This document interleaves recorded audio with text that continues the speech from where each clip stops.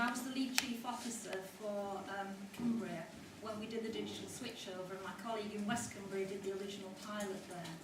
At that time, when we did the digital switchover, there were grants available to help people buy their digibox for the most disadvantaged people in the community. And yesterday we spent a lot of time talking about rural isolation and difficulties and how we would reach those hard-to-reach groups and make this service available.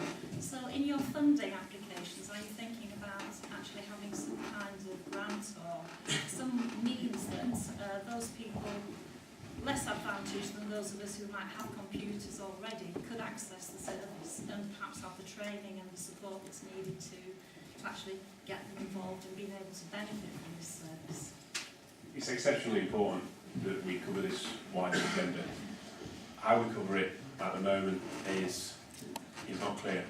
We're running very quickly to try and understand what's already available in this area, what we can build on, what we can bring in from other areas that has already worked. So I cannot give you a definitive answer yet how we might do that, but it's critical that we undertake this activity. Digital inclusion, bringing everyone along with us,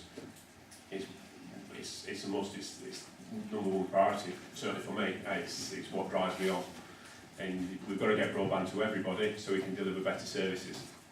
How we do that is we're still looking to learn, so I'd love to talk to you after this to sort of pick your brains of what previously happened and find out how we can engage you in what we're going to be doing moving forwards. Thanks. Just a question of kind of clarification.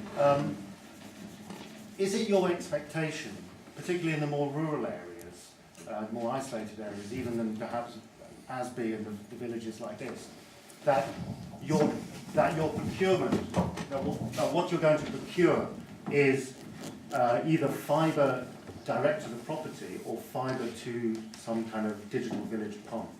Is it one or the other of those? Was it a mix of those? Our expectation is a mix.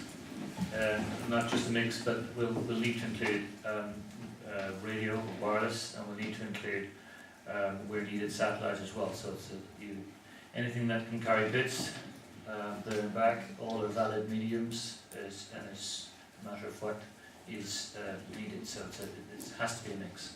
Yeah. Roger. Thanks, Rory.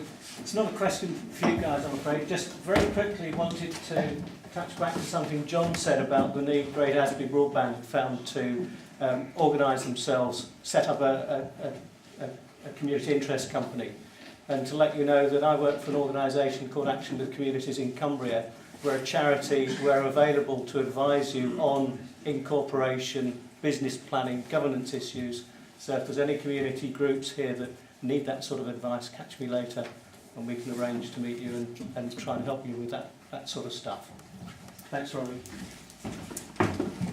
I'm conscious that many of you are short of time, and I'm also conscious that we have 2 more presentations to come. So I'm afraid I'm going to be very briefly limited to one last question with this panel.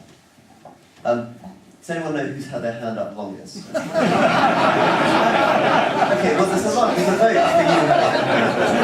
Go for it. I was just picking up on something you said earlier about there were 3 or 4 consortia. That was one of the reasons that interested you in Cumbria in the first place. Could you elaborate on those consortia and who they are? No, I can't.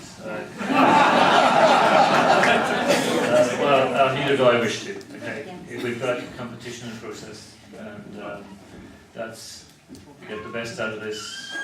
Try to manage that nice and carefully. Okay. Just to expand on that, I mean, in order for the civil servants to run a clean procurement process, a clean tender process, they have to be very, very careful. I mean, so let's have one last question. but sorry, I'm just explaining the thing. I mean, if it looks like someone's mucking around with the procurement process, that is catastrophe. So you have to try to be careful on that. Sorry, I'm going to take Brian. Yeah. Given the current British telecom marketing exercise of Race to Infinity, does that bear any relevance to what's going on in this pilot in Cumbria? No.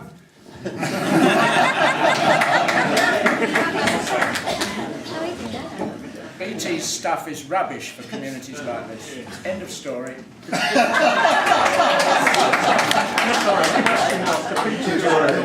think maybe some concluding remarks in general rather than maybe too specific.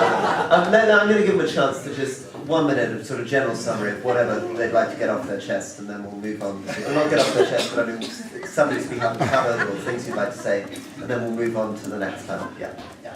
What I would like to do as we get through to Cumbria County Council signing off the project and the resources need to do so, is just make sure we'd like to make ourselves available to the community. Libby seems to be self-volunteering, just so we can get you directly involved in the requirements capture and make sure that's expressed and find the means then of consulting you through that. So that's my concluding remarks, and thank you again. But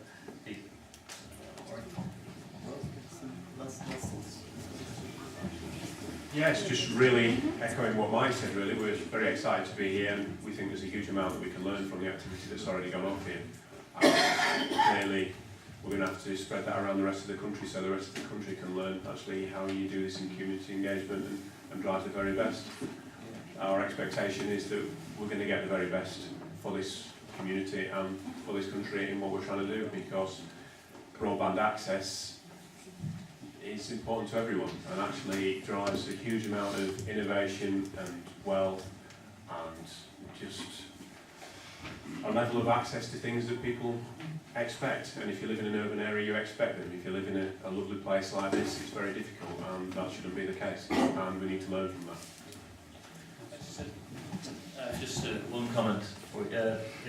It's just as a taster for you. We are expecting, we're setting future infrastructure for the next 25 years. You will be running critical services on it.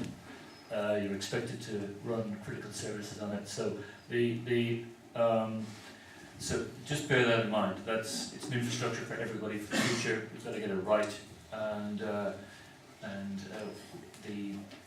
so there's a lot of invention and reinvention. We're not just running overlay networks. We're looking to replace networks as much as possible for the next generation. So services have to work and work reliably. Well, can we have a round of applause? Very kind.